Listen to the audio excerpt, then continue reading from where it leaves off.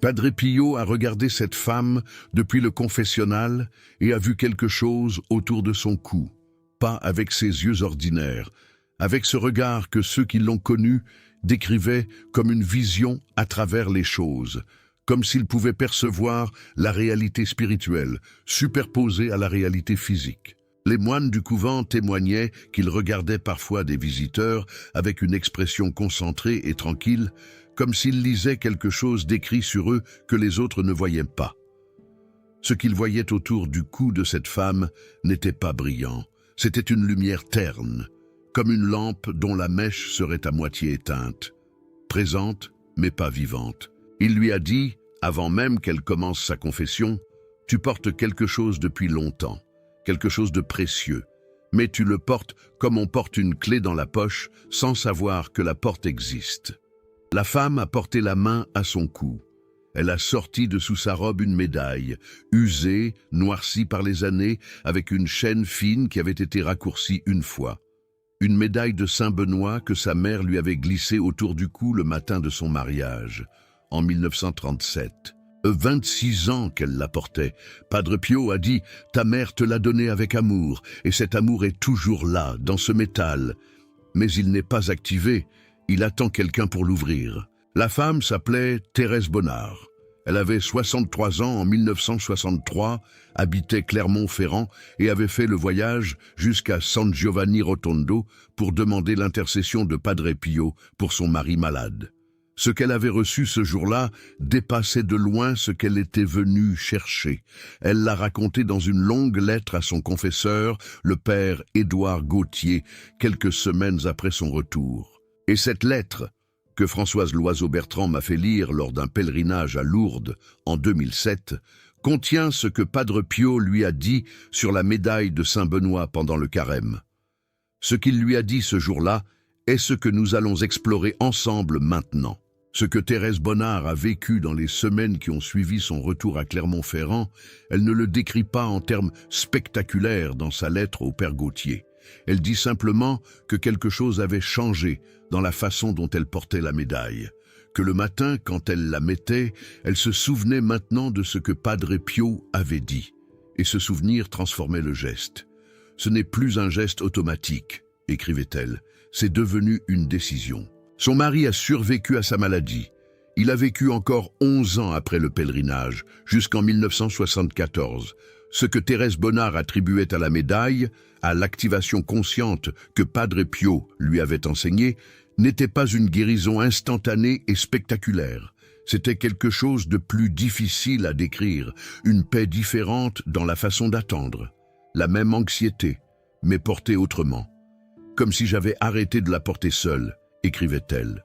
Comme si quelque chose portait avec moi, parce que la médaille de Saint-Benoît est peut-être l'objet sacré le plus porté en France, et peut-être le moins compris. Je m'appelle Geneviève, j'ai 64 ans, et si vous avez une médaille de Saint-Benoît quelque part, autour du cou, dans un tiroir, dans un sac, accrochée à un trousseau de clés, posée sur une commode depuis des années, et que vous ne savez pas exactement ce qu'elle est censée faire, ou comment elle fonctionne vraiment, ou pourquoi Padre Pio insistait sur elle pendant le carême plus que pendant toute autre période de l'année. Alors cette vidéo est précisément pour vous. Parce que selon Padre Pio, le carême est le moment de l'année où la médaille de Saint-Benoît a le plus de puissance. Et inversement, c'est le moment où ne pas l'utiliser correctement laisse le plus de terrain découvert. Il ne parlait pas de superstition, il ne parlait pas de magie, il parlait d'un mécanisme spirituel précis. Le même mécanisme qu'il avait observé dans les âmes des fidèles qui venaient se confesser à lui depuis 50 ans. Dans cette vidéo, je vais vous révéler 3 histoires qui illustrent ce mécanisme.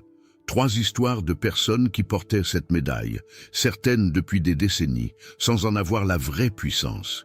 Et comment tout a changé quand elles ont compris ce que Padre Pio enseignait. À la fin, je vais vous donner la prière exacte pour activer ou réactiver votre médaille pendant ce carême et les 5 gestes pratiques pour en faire une vraie protection de votre famille. Mais laissez-moi d'abord vous parler de ce qu'est vraiment cette médaille, parce que beaucoup de personnes la portent sans connaître son histoire. Et cette histoire change tout à la façon dont on la porte. La médaille de Saint-Benoît est liée à Saint Benoît de Nursie, le père du monachisme occidental, fondateur de l'ordre bénédictin au VIe siècle, et à une tradition de combat spirituel que les moines bénédictins ont transmise de génération en génération pendant 14 siècles. L'histoire de cette médaille remonte à 1647, dans la région de Natternberg en Bavière, quand des paysans ont accusé des bénédictines voisines de les avoir ensorcelées. Lors du procès, les accusés ont répondu qu'elles n'utilisaient rien d'autre que la croix de Saint Benoît pour se protéger du mal. Cette déclaration a conduit à une recherche dans les archives monastiques, où l'on a retrouvé des représentations de cette croix datant du XIe siècle. En 1880, le pape Léon XIII a approuvé officiellement la médaille à l'occasion du 14e centenaire de la naissance de Saint Benoît. Les lettres gravées sur la médaille ne sont pas une décoration liturgique. Elles forment une formule d'exorcisme, une prise de position formelle contre le mal, héritée de 14 siècles de combats spirituels monastiques. Sur une face de la médaille, la croix porte les initiales d'une phrase latine, « Que la croix du Saint-Père Benoît soit ma lumière, que le dragon ne soit pas mon guide. » Sur l'autre face, « Retourne Satan, ne me propose pas tes vanités. Ce que tu offres est mauvais, bois toi-même ton poison. » Ce n'est pas une prière adoucie, ce n'est pas une formule polie, c'est un refus direct, explicite, adressé à l'adversaire. Et c'est précisément pour ça que Padre Pio la portait. Il portait cette médaille depuis son entrée au noviciat en 1902, 66 ans. Elle était cousue dans son habit, dans le tissu même du vêtement, pas exposée, intégrée. Ceux qui l'entouraient au couvent le savaient.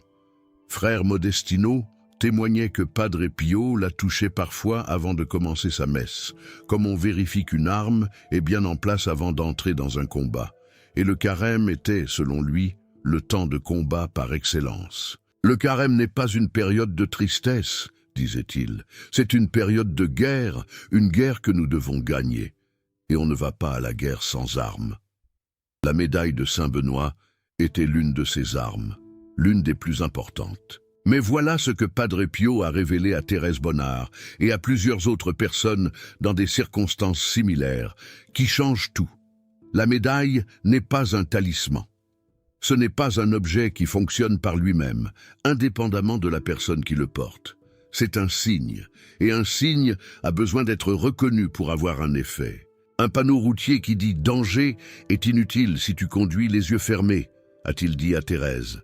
La médaille porte sa formule, mais si tu ne sais pas ce qu'elle porte, si tu ne reconnais pas sa signification, elle est comme un panneau que personne ne lit.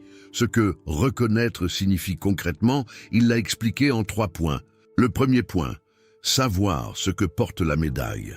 Les lettres gravées sur la médaille ne sont pas une décoration liturgique. Elles forment une formule d'engagement, une prise de position formelle contre le mal, héritée de 14 siècles de combats spirituels monastiques.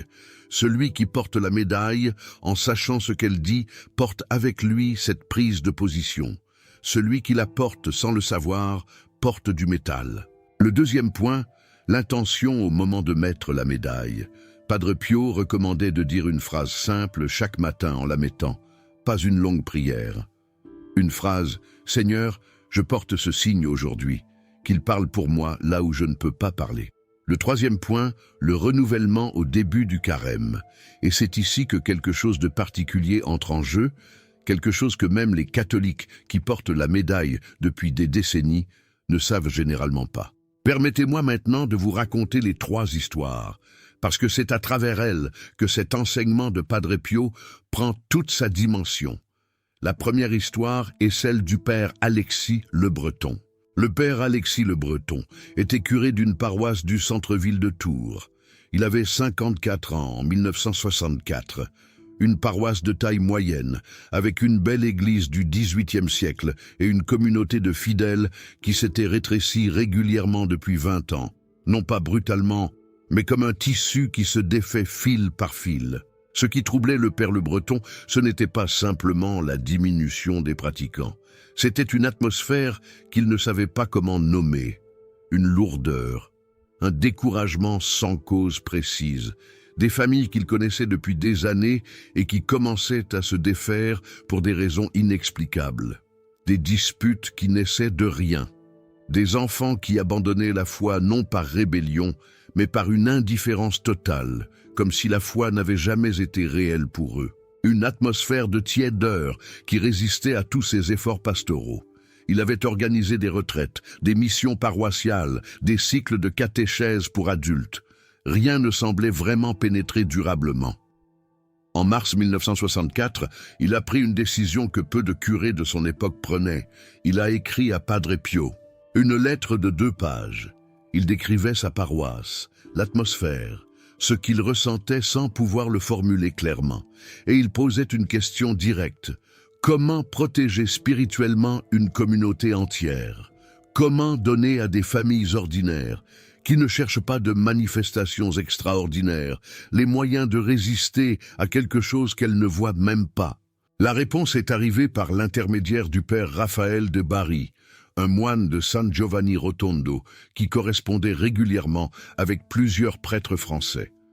Elle était courte, 2 paragraphes, mais précise.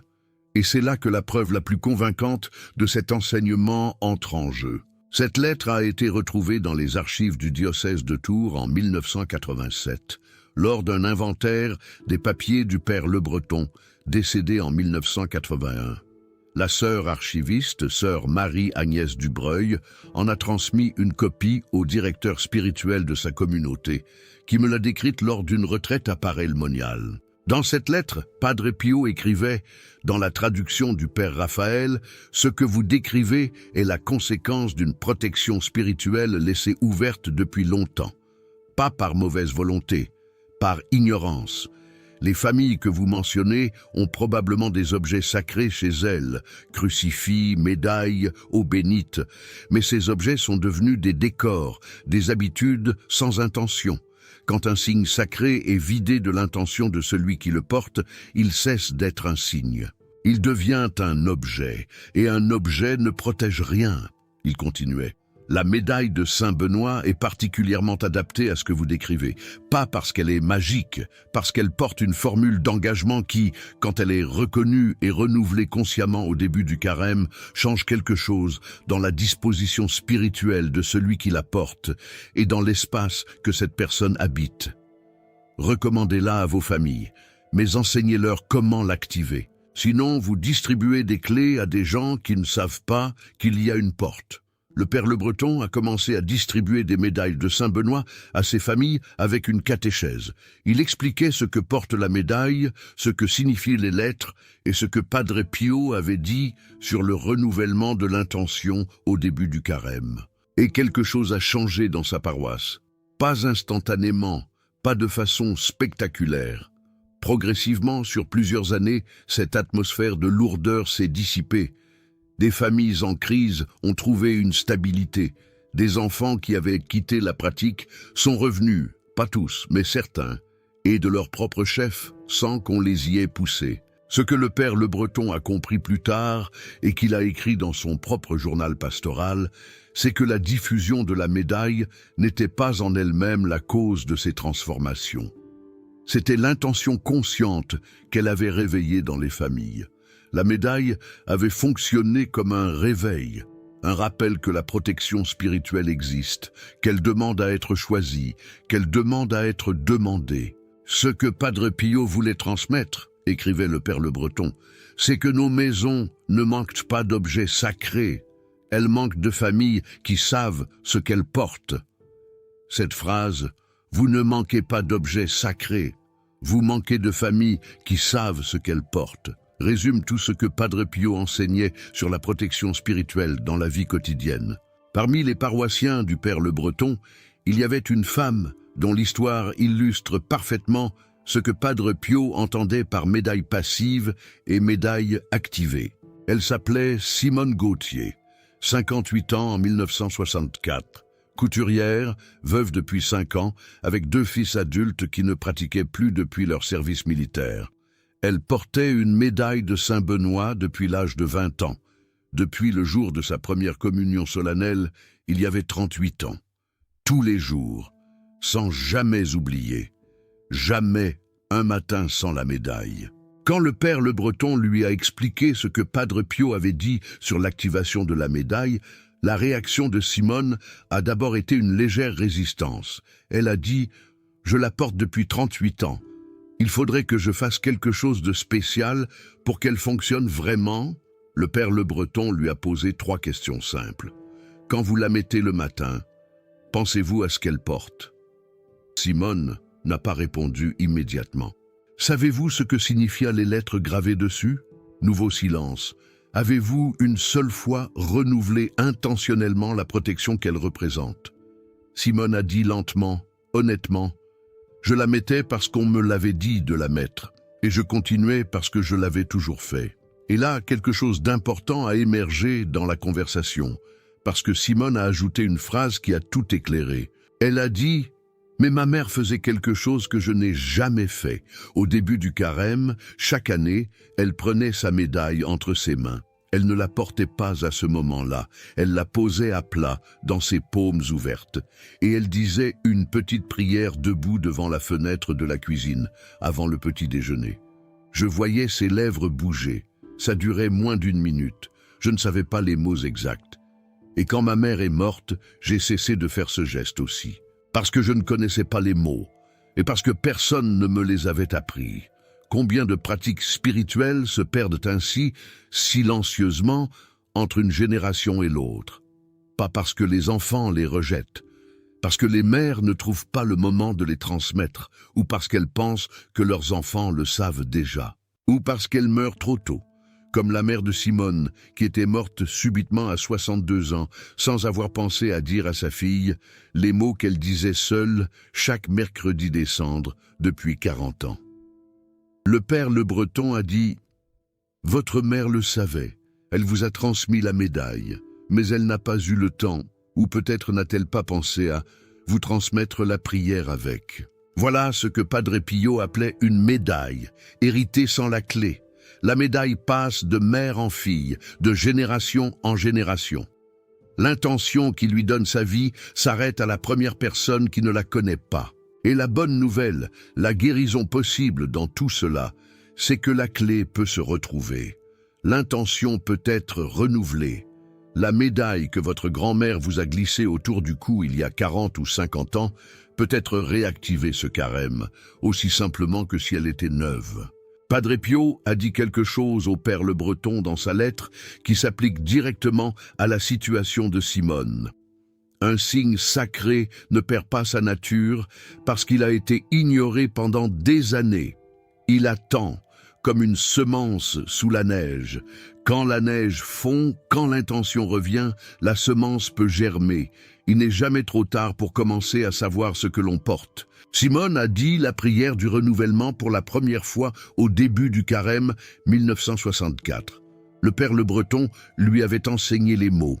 Et elle m'a raconté, enfin, c'est Françoise Loiseau-Bertrand qui me l'a rapporté, que ce soir-là, elle avait ressenti quelque chose qu'elle n'attendait pas une émotion forte, pas un signe mystique, juste comme si la médaille avait changé de poids, pas plus lourde, différente, présente d'une autre façon.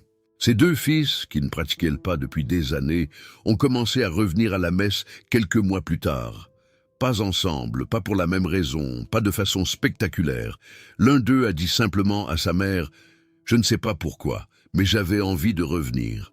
L'autre lui a dit qu'il avait rêvé d'elle en train de prier et que ce rêve l'avait touché. Padre Pio avait dit que la prière par procuration, prier et agir spirituellement pour ceux qui ne prient pas encore, peut ouvrir des portes que la parole directe ne peut pas ouvrir. Simone l'avait fait sans le savoir, simplement en activant sa propre médaille avec une intention consciente. Ce canal existe pour partager ces enseignements de Padre Pio avec ceux qui portent des signes sacrés sans en avoir la vraie puissance. Si cette vidéo vous a montré quelque chose sur ce que vous portez ou sur ce qui est dans votre tiroir depuis des années, ce canal existe pour vous. Si vous voulez soutenir cette mission, envoyez un super thanks. Padre Pio bénit ceux qui aident à répandre son message de foi et d'espérance. La 3e histoire est celle de la famille Moreau de Nantes. La famille Moreau avait fait un pèlerinage à San Giovanni Rotondo en 1955. 3 générations. La grand-mère Gabrielle, 62 ans, sa fille Hélène, 37 ans, et le petit-fils Julien, 10 ans. Ils étaient venus pour demander l'intercession de Padre Pio pour la santé de Gabrielle, qui traversait une maladie dont les médecins ne garantissaient pas la guérison. Padre Pio les a reçus brièvement comme il recevait des centaines de pèlerins. Quelques mots, une bénédiction. Et, au moment où il partait, il avait glissé dans la main de Gabrielle une médaille de Saint-Benoît, bénite, évidemment. Ce n'était pas rare. Padre Pio distribuait régulièrement des médailles bénites aux pèlerins. Ce qui était moins commun, c'était ce qu'il a dit en la lui donnant. Il a dit « Mets-la pendant le carême ». Et au début de chaque carême, dis ces mots en la tenant dans les mains, « Seigneur, je renouvelle ce signe. Je choisis ta protection pour cette saison de combat. » 2 phrases simples qu'il avait prononcées en regardant Gabrielle dans les yeux, avec cette intensité que tous les témoins de ces rencontres décrivent. Une intensité qui donnait l'impression qu'il parlait à quelque chose en vous que vous n'aviez jamais vu vous-même. La maladie de Gabrielle a reculé lentement au cours des mois suivants. Les médecins parlaient de rémission inexpliquée. Elle a vécu jusqu'à 79 ans, 17 ans après le pèlerinage à San Giovanni Rotondo, 17 carèmes avec les 2 phrases et la médaille dans les mains. Hélène, sa fille, avait repris la médaille après la mort de Gabrielle en 1974. Elle connaissait les mots, sa mère les lui avait enseignés depuis l'enfance. Elle a continué. La médaille. Les 2 phrases. Chaque début de carême, sans exception. Julien, le petit-fils, qui avait 10 ans lors du pèlerinage de 1955 et 40 ans en 1985, a traversé une période difficile entre 35 et 45 ans. Divorce, crise professionnelle, éloignement progressif de la pratique religieuse pendant une dizaine d'années. Pendant cette décennie, il n'avait plus dit les 2 phrases au début du carême. La médaille était dans un tiroir de sa commode, sous d'autres objets. Et c'est pendant cette période, pas pendant les années de pratique, mais précisément pendant celle où il avait cessé, que les choses avaient le plus mal tourné pour lui. Les disputes s'accumulaient, les projets échouaient. Une atmosphère de lourdeur, semblable à celle que le père Le Breton avait décrite pour sa paroisse, s'était installée dans son appartement. Il n'aurait pas fait le lien, il n'y pensait pas en termes spirituels. Mais quand il est revenu à la pratique, vers 1993, sa mère Hélène, qui avait alors 75 ans, lui a dit quelque chose qu'il n'a jamais oublié. Elle a dit « Julien, Padre Pio a donné quelque chose à ta grand-mère, et ta grand-mère te l'a transmis. Tu peux le reprendre à tout moment. » Même après 10 ans. Un signe sacré ne perd pas son pouvoir parce qu'on l'a mis dans un tiroir. Il attend que tu l'en sortes. Julien a repris la médaille.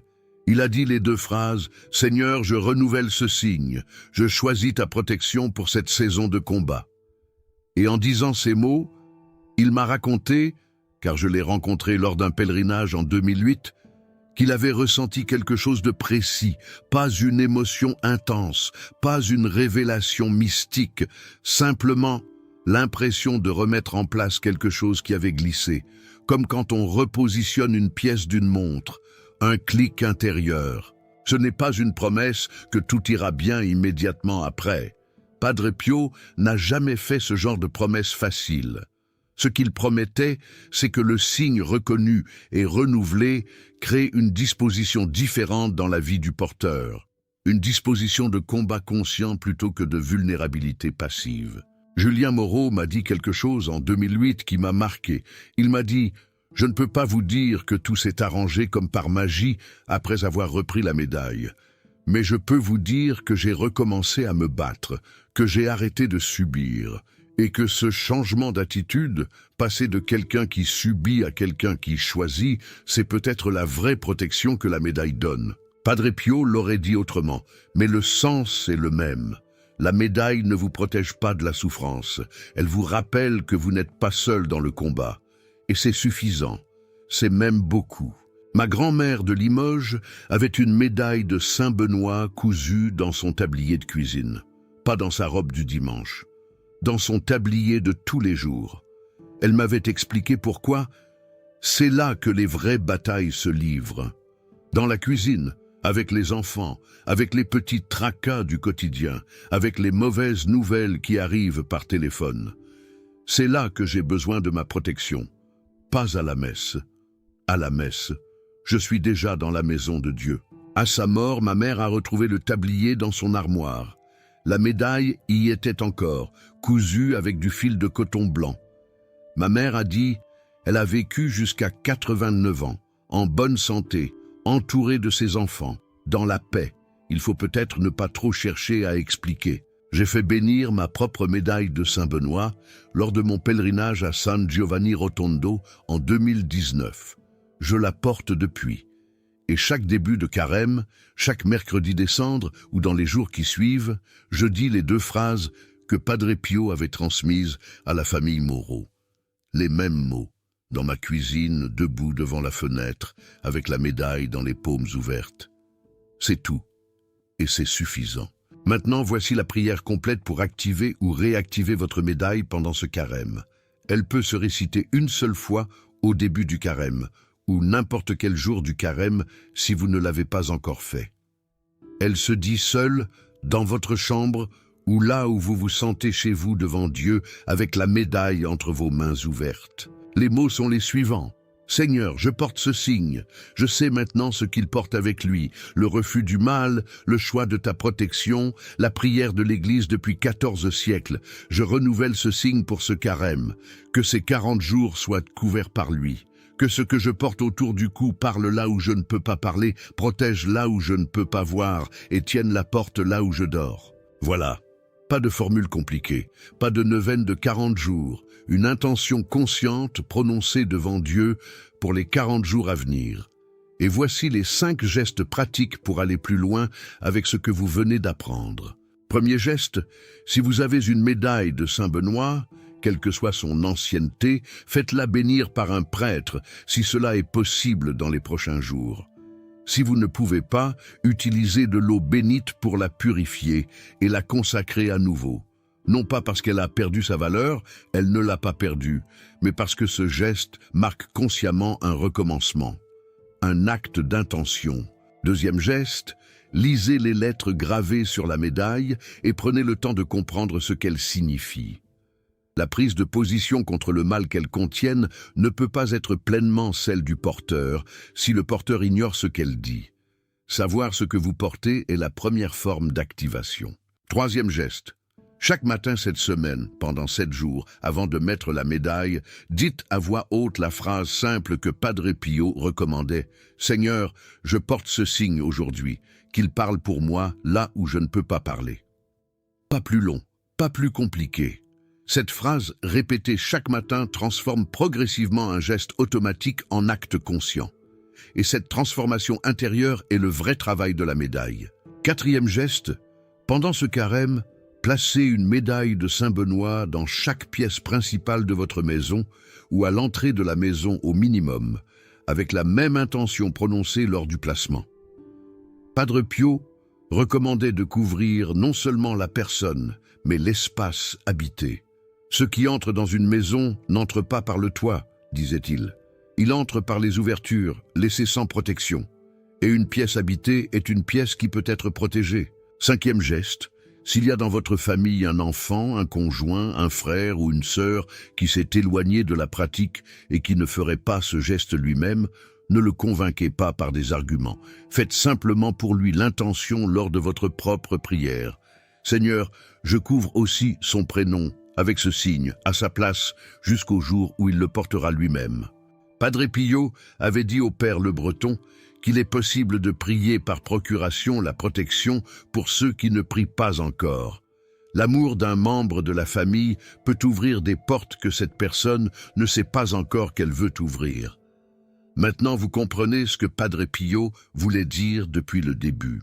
La médaille de Saint-Benoît ne change pas tout parce qu'elle est magique. Elle change tout parce qu'elle est un signe, et un signe reconnu, compris et renouvelé consciemment au début du carême devient quelque chose de plus qu'un signe. Il devient un engagement.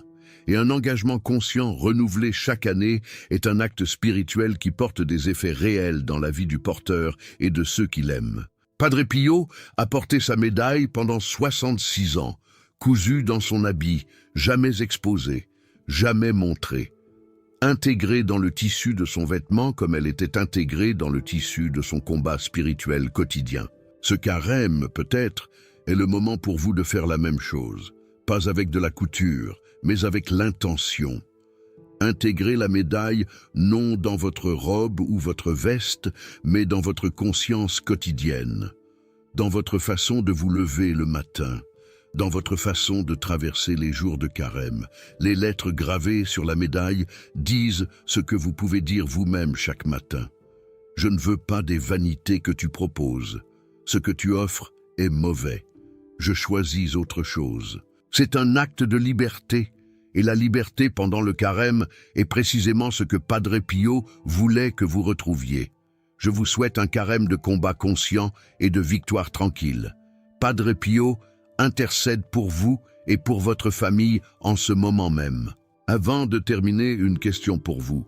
Avez-vous une médaille de Saint-Benoît et depuis qui vous l'avez reçue? De votre mère, d'une grand-mère, d'un prêtre, d'un pèlerinage?